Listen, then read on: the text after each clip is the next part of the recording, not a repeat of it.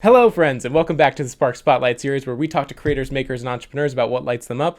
I'm so excited today to be joined by Colin Healy. He is the founder of Rudder, which is a platform tool that makes it really easy for freelancers to attach files to invoices.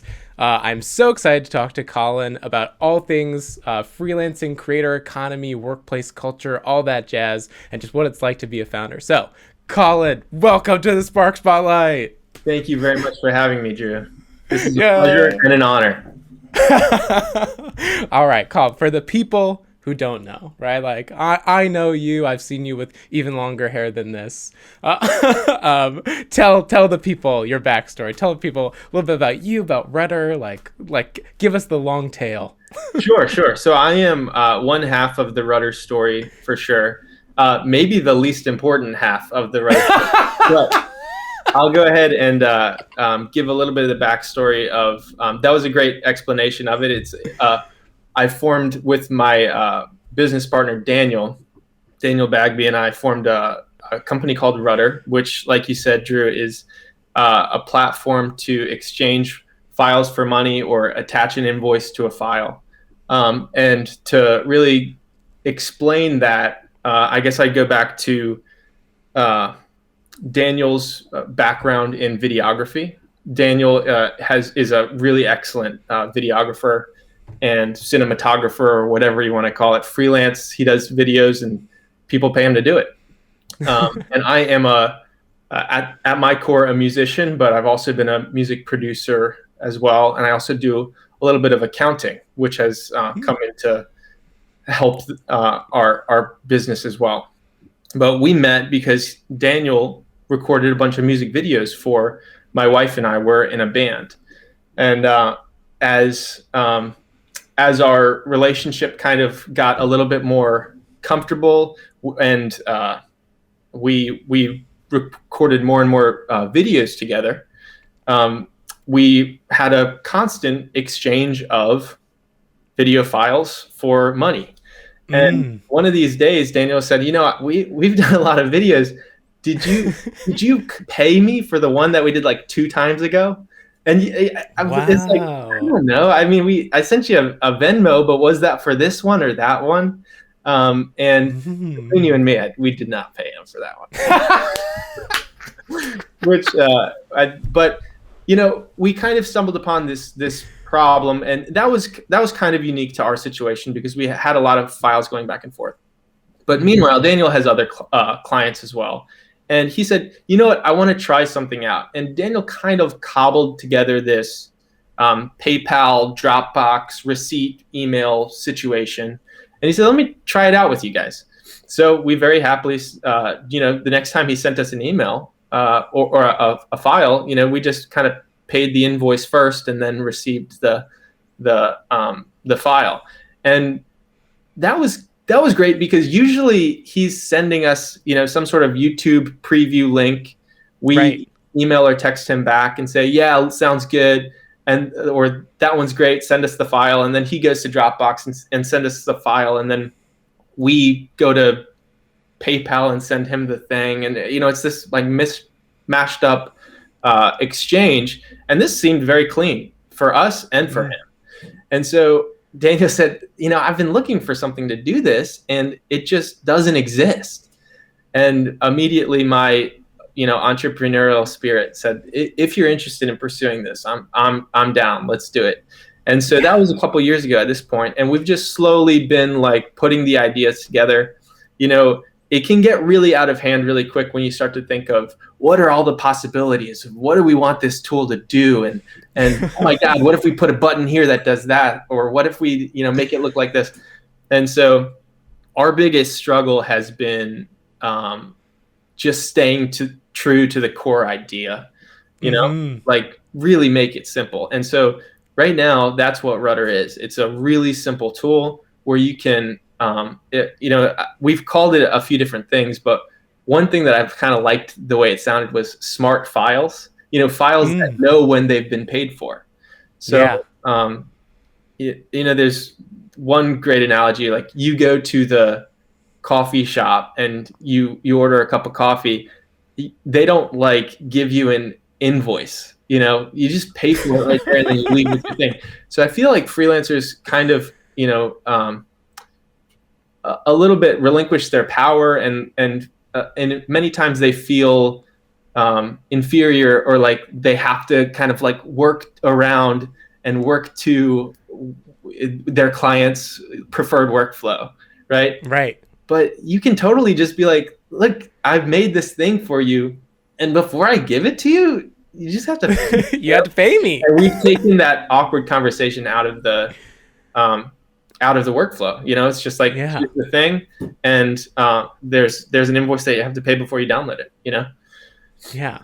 So awesome. And I know we talked about this the first time that I ever got to know you and Daniel, but like I have background as a motion graphics freelancer, and like I did this work, and that's why I was so excited about you guys and the product, and like the fact that it came from this story of like your own problem, right? Because that's what made it so resonant with me. It was like, oh my God, like I've experienced this so many times, and it's fascinating to me, this idea, especially the analogy of like going to the coffee shop, right? Like Right. the coffee shop is giving you the product, and has also performed you a service. If you think about like the boutique barista, whatever, you defined the parameters of your coffee, right? Right. Like I want double shot with a splash of vanilla extract, right? And I want oat milk, right? Like, right? And so me as the service person did the thing, made the product, and now I'm going to give it to you, and in exchange you're going to swipe your card, right? Right. And like it should just work that way for freelancers. And it's bizarre that we have all these convoluted. And it's down to this whole, sorry, I'm like scatterbrained all over the place right now. No, But I it's love again it. down to it's down to this thing, right? That like the infrastructure is not yet designed for the way we work, right? And maybe it was designed for the way that we did work, but things have changed, and Yes. this particular aspect has not, and it Yeah. should. And I think when you get down to it, most people agree that it should change. Yes. It's just like, yes. when is it going to change?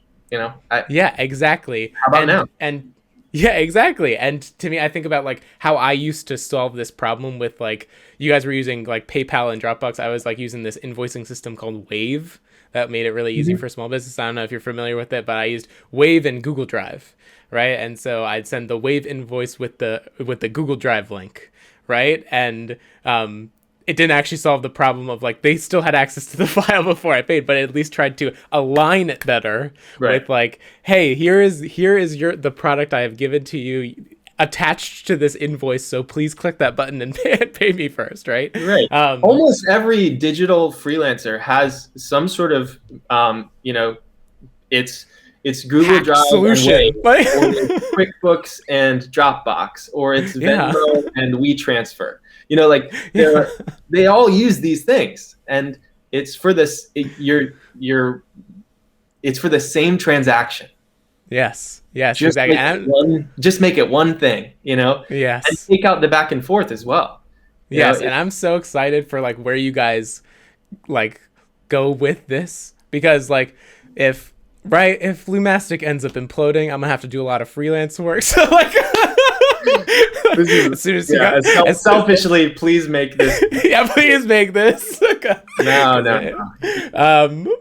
Okay. So let's talk then, Colin, a little bit about the thing we've been dancing around with, and the space that Rudder and Lumastic are both trying to play in. Right, is this idea of building tools specifically to help the freelancer, independent creator, like this new workflow of like how we're gonna do work as independent people together. Right. Because I look at companies super inspired by, I don't know if you've heard of the company Stir. Have you heard of them? No.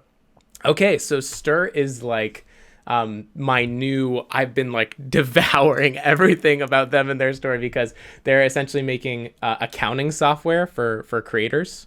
Cool. So yeah, really easy to like split revenue from YouTube videos, or like if you do a collab, really easy to then have the payouts actually be split before the payout actually goes to one of the creators. So making it really easy for like people to then collaborate in a financial sense. It's kind of like integrating with the major, like yeah, hubs like YouTube and things like yeah, that. YouTube and Twitch and all these things, so that and what's really the thing that's like kind of been on the not put in the articles and all that stuff, but I think is really interesting is then what it allows freelancers people to do is like kind of attach themselves to creators, right? So rather than like me as a video editor or motion graphics artist having to like start my own YouTube channel, which I did, right? Like I could work for another like creator. They like hire me as a freelancer, because that's usually how this operates, right? Is Right. like you're independent businesses and you're just like doing transactions, and it allows me to then be a creator, work on like bigger channels or Twitch streams or whatever, but I don't have to have my own presence on that platform to be able to have that impact in that work. And I think Right. it's super fucking cool. And so I look at like what you guys are doing with Rudder and what we're trying to do with Lumastic by being these like ground up tools to like fix the hacked solutions to the way Right. that like creators are working. And I just want to get your take on like this whole new emerging, because your background as like music industry person, producer, all that stuff also tracks with this, right? Right. Like we've been in this scene for a while and knew that it existed, but I think a lot of mainstream people are just picking up on the fact that like not only do we exist, but it's growing so fast. Like Right. more Yeah. people can do this than ever before, and so like I just want to get your thoughts on how you guys think about that at Rudder and like where you see this going. Just talk to me about this new like creator economy for a little bit. Well, I mean, yeah, like you hit on it, that I think the reason it's becoming a little bit more present in the mainstream, discussions is because it is such a growing part of the economy. Yeah. I don't know. I would take a guess, and it would be a guess if I said, but it's something like 50 million plus, like full-time freelancers in the United States, and growing rapidly. And the reason that I say it's a guess is because it's hard to define what a freelancer is. How much of your income has to be from. Yeah. What does full-time mean? Right. All these things. Yeah. And that's part of what being a freelancer, what's so attractive about being a freelancer.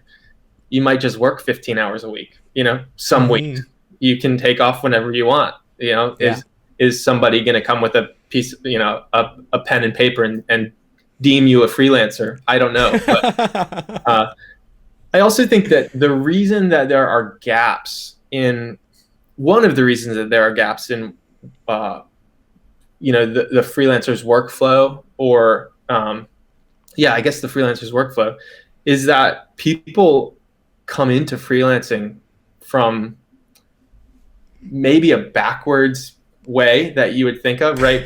I'm a photographer, hypothetically, I'm a photographer. I get good at being at taking pictures. Somebody pays me once, and then I start to think, wow, I could actually make some money from this. So I start taking more pictures. And eventually, I have a photography business, but I didn't know. I didn't know that that's what I was doing. Yeah, I'm not a business Exactly. person, and I don't know how to have a photography business. I know how to take pictures.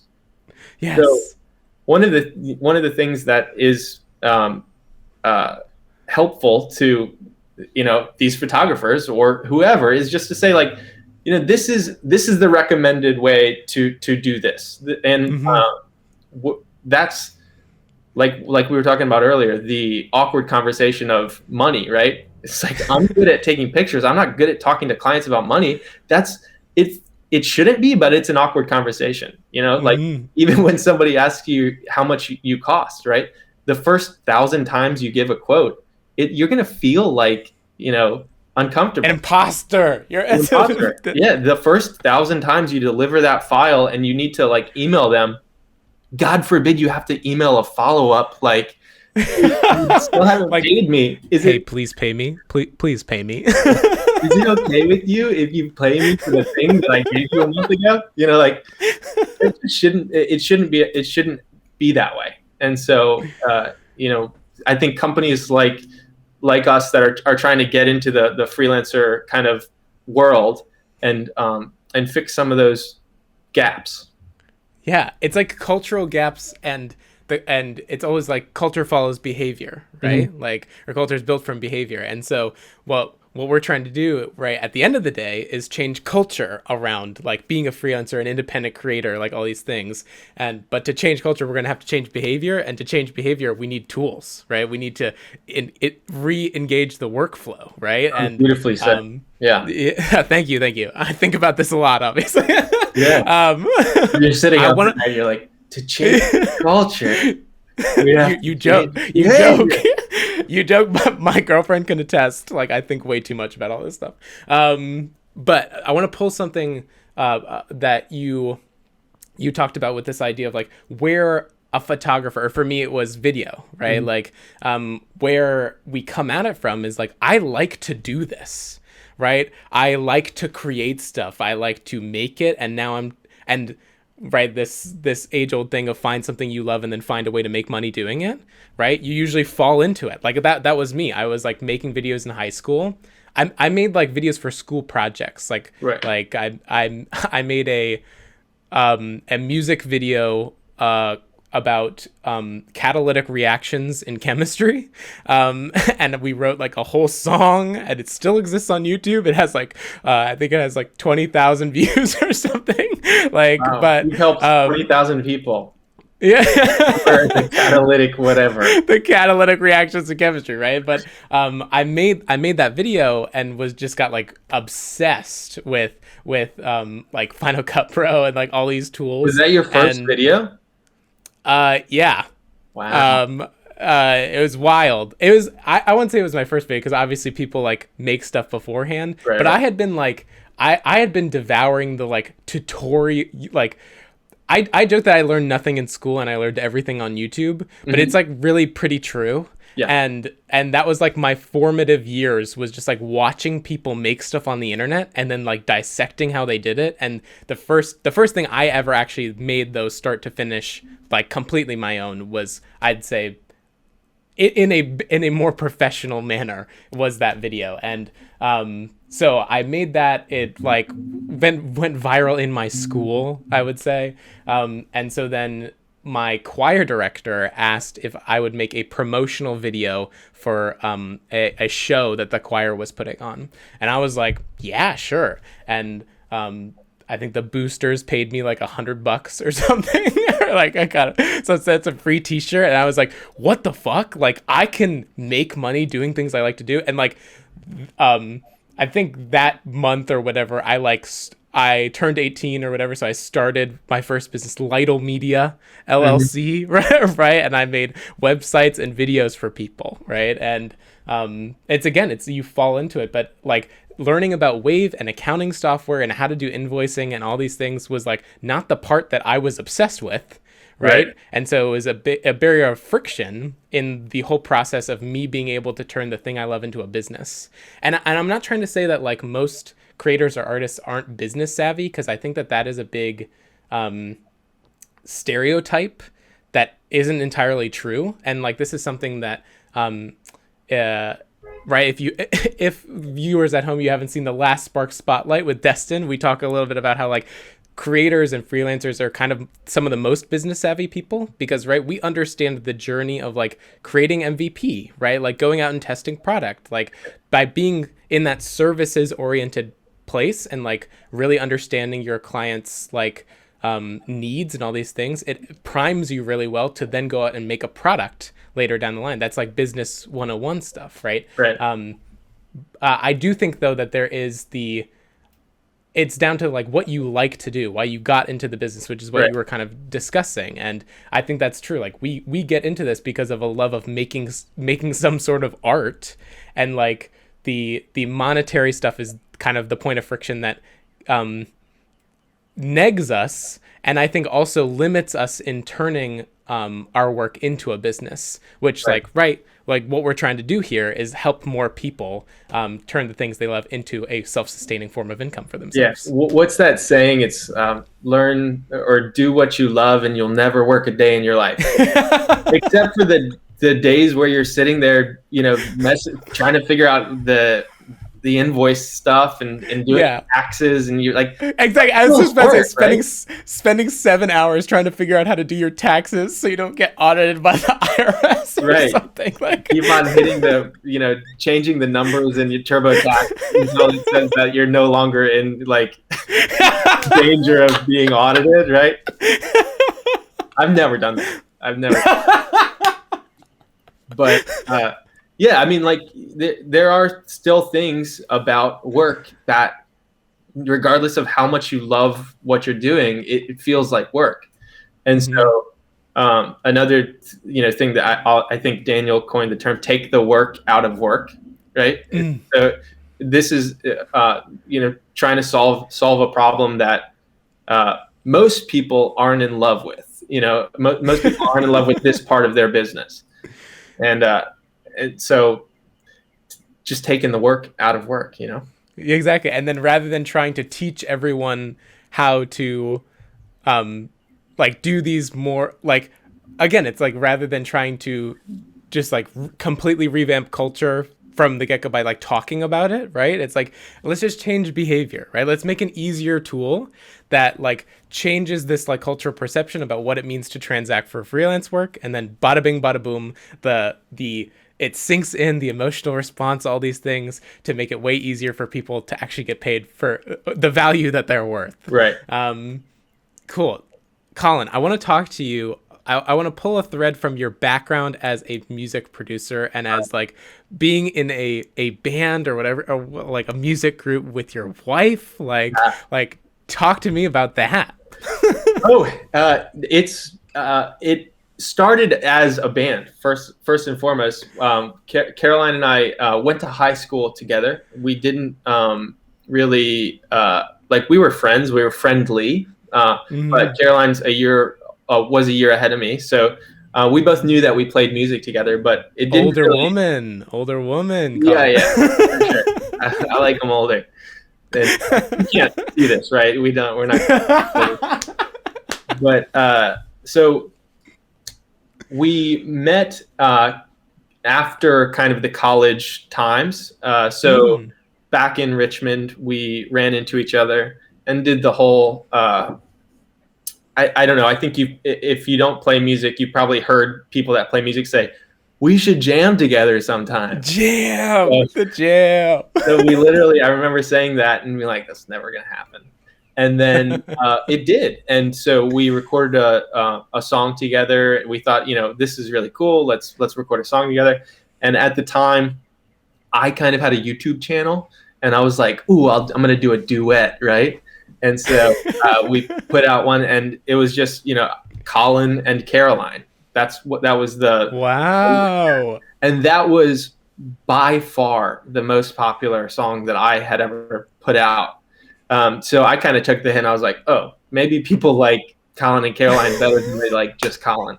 And so we kind of just continued playing music together. We wrote a song. We wrote a song called "More Than Gravity," which it's one of those wild stories that you hear where we put it out on, I just pressed the button to say like release to all distribution, all streaming platforms, right? Yeah. And about 2 weeks later, Caroline texted me and said, "Hey, have you seen our song More Than Gravity has 50,000 plays," or something like that. And I was like, "In a week? What do you mean?" And so I was like, she put a decimal in the wrong spot or something. So meanwhile, I logged on and I saw, yes, no, it definitely has that. And which is wild. I mean, I would have expected in the low hundreds. So 50,000 in a week was wild. And that kind of sparked our real, we looked at each other and we're like, we should put more songs out. And so we kept on putting the songs out, and now we are on Spotify. I think we just passed 100 million streams. Just putting songs out. Netflix put More Than Gravity on the show 13 Reasons Why, which was pretty cool. That was like the second song we ever wrote together. What the hell? Why have we been sitting here talking about Rudder this whole time? This is the story of the century. Right, I know it is crazy, and meanwhile we have no idea what's going on. I mean, you're in the YouTube Wow. world, right? So Yeah. you put out a video, and maybe the YouTube algorithm grabs onto Just it, shoots. Yeah. but it's not like you can point to. It's really weird that it's super out of your control. You know, you Hmm. just put it out into the world, you press the button, and you kind of cross your fingers, and then You like hope, right? refresh You the hope, but page you a have. bunch of times. You're like, do people like it? Do people like it? It's very, very strange feeling, but it's been working out for us, and we've been at it for, I don't know, 8 years. So anyway, we've Wow. been playing. We were playing music together for a few years, and then we both, ended up being single at the same time. We were kind of seeing other people as we were doing this. Uh, my girlfriend did not like Caroline because we're I sitting here. wonder why. Yeah, we're writing like love songs together, and I don't know, maybe that's the best way to make somebody fall in love with you, just like their eyes and sing love songs until they finally fall in love with you. But it ended up working out, and then we started dating. So we started as a band, and then we became Wow. boyfriend, girlfriend, and then we got married a little over a year ago. Wow. That's an incredible story, Colin. And whoa, that's just fucking nuts. Yeah, is that one more interesting? You want to delete the first half of this? Yeah, exactly. We'll just start here. We'll start here. Whoa. Wow. Wait, so you really, when you said like, right, there are a lot of people, and not to come for you or to come for musicians or whatever, but there are a lot of people that are like trying, right? Yeah. And you should gotta lead with like I'm a I'm a music producer, but like not a music producer like one that doesn't right that just everybody else. I like my songs on Netflix. I'm a music producer, but like I'm on net. That's the douchiest way to introduce that. I like being grouped with all of the whatever you want to think of me. That's what I am. I don't want to Mm, say a number doesn't define how good I am. love that. But I am on Netflix. Wow. Wait, actually, I want to tease that out a little because now I understand, Colin. You're like even more humble than I originally thought. Like, but so tease out for me where that comes from, and then like this wasn't like where does entrepreneurship like couple into this story because like obviously we've talked a lot about how like artists, musicians, creators, like we are entrepreneurs. Like it is the same process. Like entrepreneur is literally like adventurer, right? And Right. so like we definition adventurers, right? And but usually there is kind of a disconnect between where we would say like the startup entrepreneur space and the creator entrepreneur space, and right, like Lumastic is kind of trying to bridge that gap and show that there's more aligned than different, Right. and also again change culture. But so talk to me about that story. Like, where was it just that Daniel was like, hey, we could build a product around this, and you were like, okay, that sounds fun, or like where did that seed start? Well, yeah. I mean, I think that there's different types. So it's I'm going to try to think of how to say this, because it's like every every entrepreneur isn't necessarily creative, but every every like creative freelancer is. Is an entrepreneur. Yeah. Yeah. So I feel like I probably wouldn't, I didn't go to like business school and come out and say, I need to find a startup to start, I liked being a music producer. And Daniel proposed this as a way to solve an issue that I've encountered myself, Mm-hmm. so I think that was that's an interesting angle to get into the startup community, where you're like, I'm just trying to solve this thing that I'm having a problem with, Exactly. as opposed to knowing that you want to start a company and not knowing what company yet, and then searching around. which is a totally valid way to do it as well. Yes, But it's just easier and more. I think I tell, like, when I gave like a talk back at UVA to like the entrepreneurship community, and I was like, this game is so fucking hard that you need to love the problem. yes, And and if you're in love with the problem and you like want more than anything for it to be solved, that is going to keep you going more than any other motivating factor. right. And so you just need to find the problem you can fall in love with. Well, I'll go back to even how that plays with music, right? If if you think you're going to make money in music, you're insane. Like, so I mean, Caroline and I have been really, really lucky. But the reason that we were lucky, it's because we just played it because we loved it for 10 years straight, Yeah. and then it grew into something. So like that's kind of the play that I'm trying to take with Rudder. It's not like, let's have a 6-month plan to, grow revenue and do blah, XYZ. This is a cool thing. Daniel and I both really enjoy it, and it does solve a problem. It does work, and that we have. And so we're just going to continue hacking away at it. Eventually it's going to scale up to a point, maybe. And the worst case scenario is we make it easier for ourselves to collect money from clients, and a few other people, get to share in that same experience. Yeah. But it's not like 10 years ago, Caroline and I were like, this is how we're going to get onto Netflix, and this is how we're going to do Spotify. All of those things were surprises, pleasant surprises. And so, every time I log on to our kind of owner's back end of Rudder, and I see a new person making a transaction, I'm like, this is awesome. That's cool. It's helping people, Yeah. It's a pleasant surprise. And hopefully we can grow it and help more people. Yeah, exactly. And I want a footnote in here that like there is like a balance to strike, right? Because I think again this conversation is all about like how we get cultural change, but I think a lot of artists who want to turn their work into a business, there's a fear or a lack of knowledge or whatever on how to kind of do that more like product iteration cycles and long-term planning and all these things, right? And I'm a testament to this. Like, that's scary and doesn't seem as exciting and all that stuff, but it's like, it's part of the work you have to do to be able to turn this thing you love into something that grows, that you can do like a Netflix deal or whatever, right? Because and again, this is the balance, right? You have to be in love with like doing the actual work, right? So that you can scale up and all that stuff.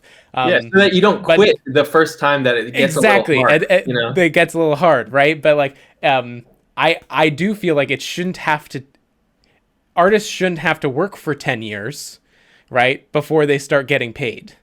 Right. I think that is wrong. I agree. I agree. But we also shouldn't have been making money. We shouldn't have been making a lot of money year one because we weren't good. Exactly. And if we had quit our jobs in year one and just been like, we're going to do this full time, then by year two, when we still weren't making money, we would have quit and never played music again and been totally jaded by the whole thing. Yeah, because it was a traumatic experience at that point. Yeah. I do think there's a crossfade of like, I'm a big proponent of keep your day job, start the side hustle, grow the side hustle until it becomes your main hustle, and then, fade out of the day job. Yeah, and make the choice too. Yeah, like there is then you have it. I mean, if you can go out and raise $1 million and then just use that to kind of like learn your way through it, do that. But again, it's about what you want, right? Because I think like even between us, I'd say there's like, and I've been going on this journey of a decision about what I want from being a business person, because again, I fell into this startup scene. Like, I did not know that this really existed until my 4th year of college. I just had been working as a freelancer and an entrepreneur, and I found a problem that was my own, right? And I wanted to solve, and like here we are. And for the past like 2.5 years, I've been kind of on a struggle bus of like, what do I want out of this business? What do I want Lumastic to be? And then like, what am I going to have to give up for it to be that? Right. And for a while, I thought like, I was like talking to one of my advisors, and I was like, we could be this like big, awesome, like collaborative community space for like this new segment of the economy, and it's gonna be so fucking cool and all that stuff, and we'll like bootstrap it the whole way and all that jazz. And my advisor was like, Drew, you're like, you're like wandering around in the darkness, like trying to like throw darts at the right place, right. And your solution to that is like, we'll just be ninjas, like we'll just do it. We'll just adapt to yeah exactly. And he was like, but if you believe in solving this problem and building this business to do what you want it to do, it's probably better that you do go raise $1 million. Right. And you like have a truck and some torches and like all these things that like can help you along, and people that can like help you, people most important, that can help you along the way. And that over the past, like, I'd say like 5 months has been like a really internal struggle. Like Sarah knows I've been like ending my day like wanting to puke and like all these things, because like I feel an internal conflict. But yeah, we're still making decision, and I'm talking to our advisors tonight and all that stuff. But like, we want this to solve the problem, and we want to win, right? Like we want to be the people that can like shape this this new way forward for how we can all like create, connect, and collaborate. And to do that, we're gonna need cash, and like we're gonna need to go big, and like we're gonna have to quit jobs and side hustles and all these things and like go full in. Yeah. I mean, there's definitely examples of businesses and situations where it's like, you couldn't possibly bootstrap your way to the scale that you need to get to. Yeah. And there's positives and negatives to that. I mean, with Rudder, what we're trying to do is, I always feel like when you can find the path of least resistance, that's where you go all in, right? Yeah. And so with Rudder, it's figure out exactly who uses this the most, and it helps them the most.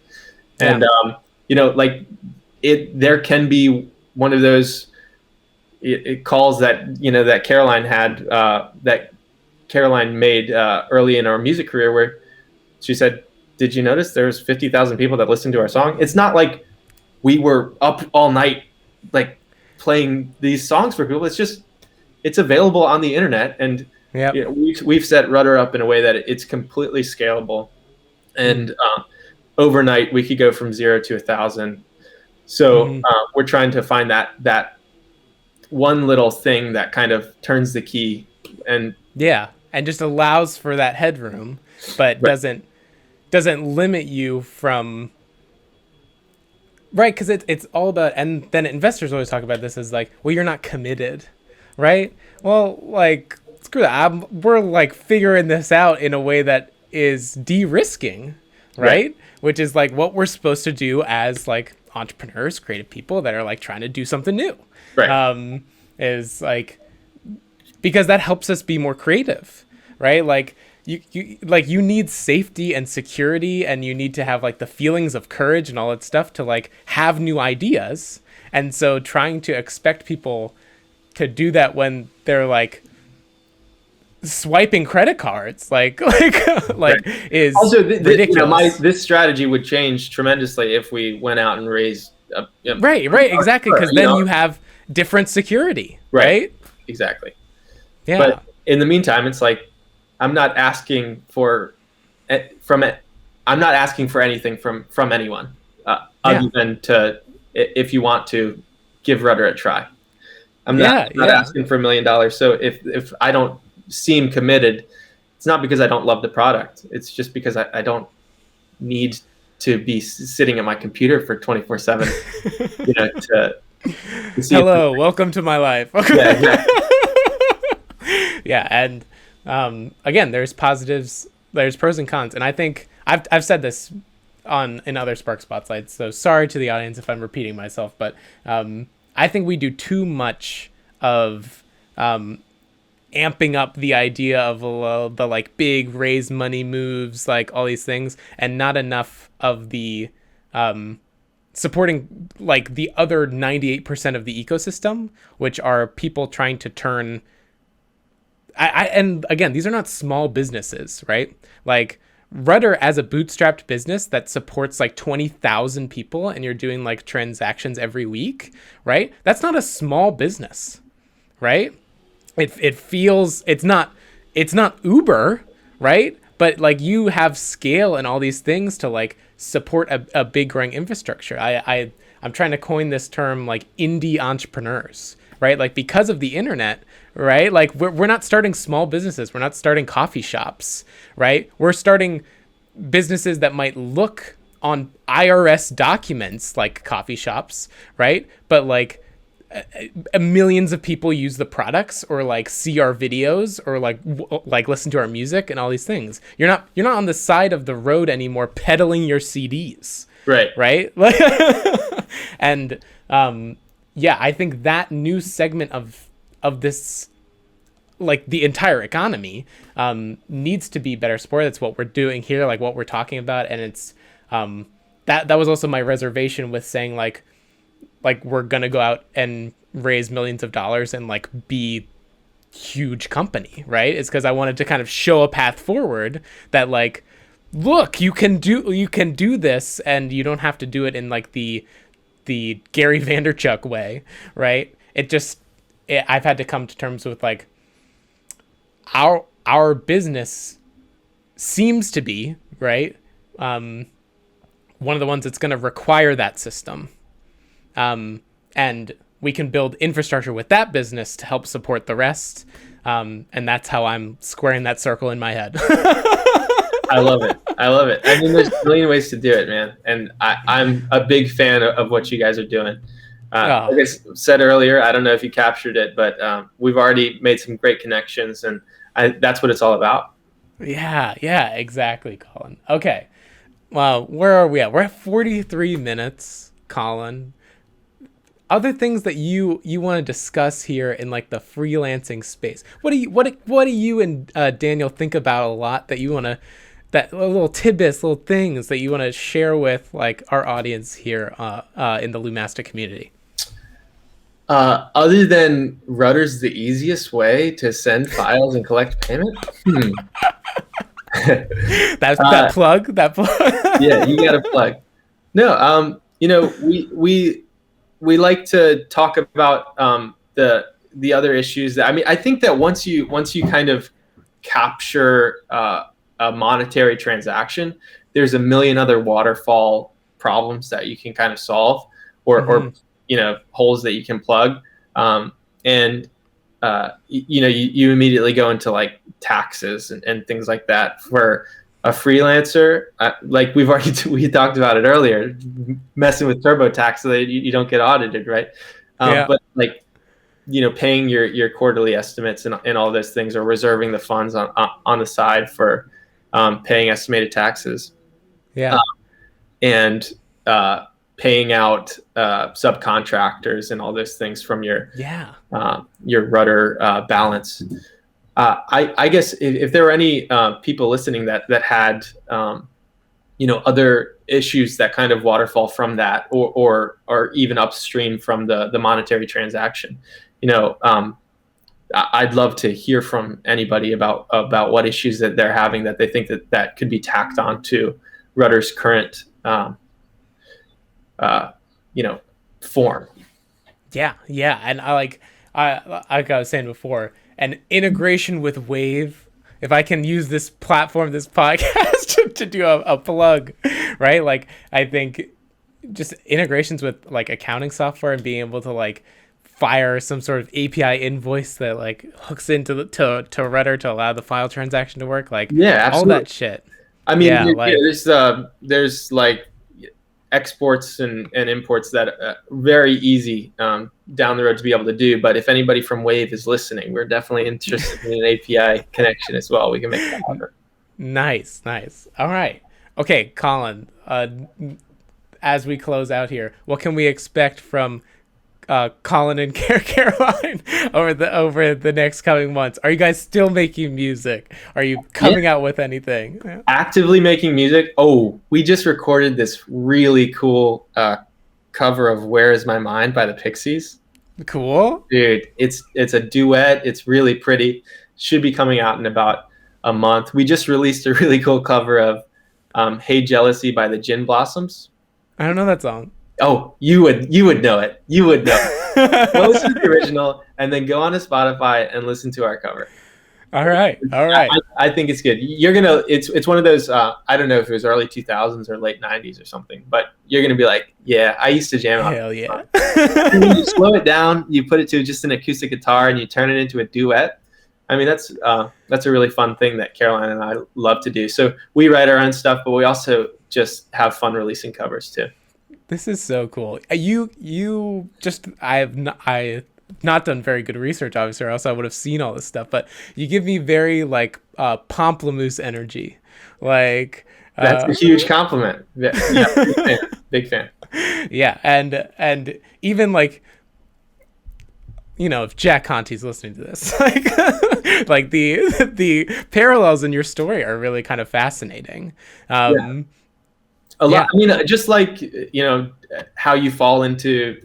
I mean, it's a very clear example of falling into a business.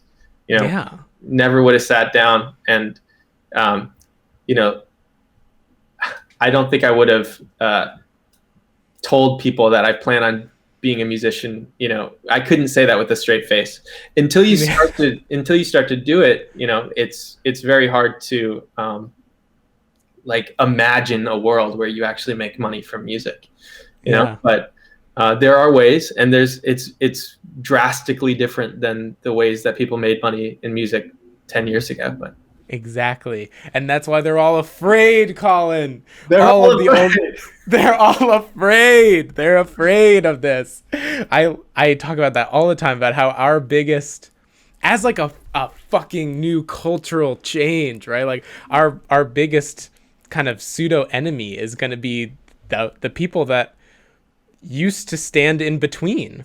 Yeah. Right? Dude, and I mean, just go back. Yeah. Like, okay. So the old music industry, absolutely afraid of the new industry. Right. And the newest industry is like, fuck you. I don't care. This is how we're doing it now. Right. So imagine a company like, you know, hiring you to make a video and then being like, by the way, we're going to pay you in 60 days. And you're just like, no, that's actually not how we do it anymore. You know? No.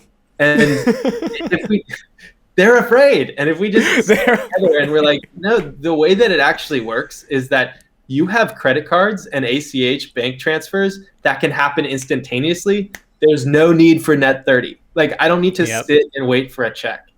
And we just need to kind of stand together and be like, the explanation for why we do things should never be because that's how we've always done things, you know.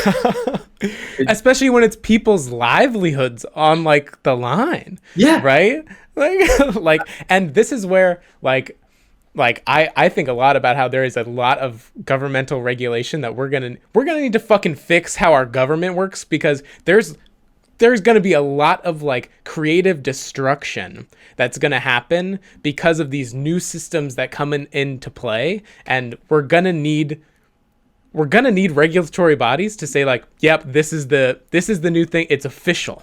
Right?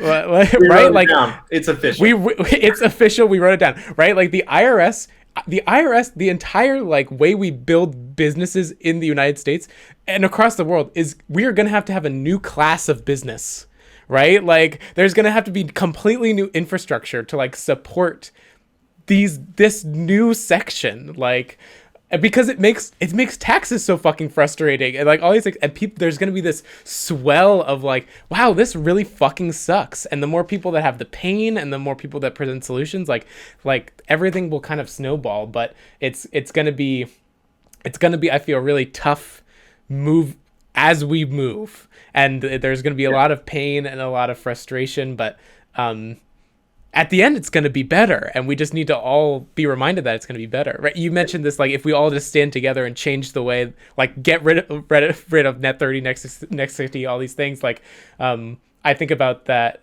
Casey Neistat line from the like Do What You Can't Samsung ad, which is like they're all sitting on the top deck of the Titanic drinking champagne, and like we are the iceberg.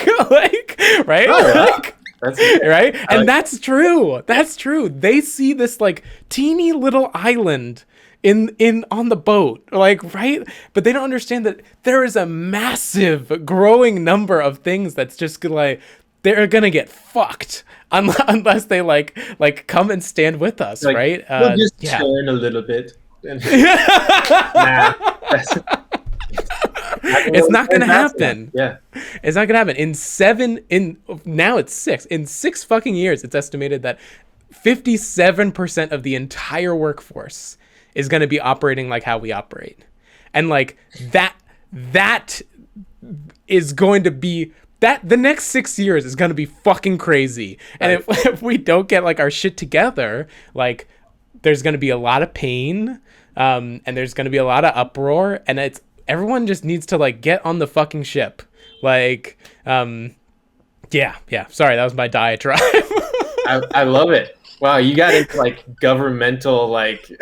This is what I'm saying, dude. I'm just trying to help freelancers. Like, we must fix the government. I'm like, I have this like. To agree with you, by the way.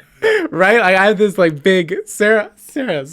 She's always like, you need to take a break. Like I live my dad used to call it Drewland. Like I just like live somewhere else. And I now start to say this phrase because I'm like insecure about it. And so I'm like, does that make sense? I say that like all the fucking time now because I worry that I've like gone somewhere else and I either haven't brought people with me, or the place I've gone, people are like, Drew, that's not reality. Like Newland sounds nice, but could be scary. It's a chaotic place up here. Colin, okay, thanks for being here. We're going to leave some links down below to Colin and Caroline. Listen to their music, right? Follow them on all the social medias, right? Like, go check out Rudder, right? I know people listening to this are freelancers, people working on side hustles, all these things. Go check out their product. It's free to sign up, right? You don't need a referral or anything? No, free to sign up, absolutely. Nice. It just takes a little transaction fee, smaller than any standard invoicing tools. PayPal, QuickBooks, all those tools take 3+%, and Rudder is 1% plus 99 cents per transaction. Nice, super cool. So it's like a Stripe transaction fee. If you've ever developed anything with software, like it's the same, and now it's just like except Stripe is 2.9%. I mean, so we're my gosh, Colin's like, no, Drew, no, it's even better.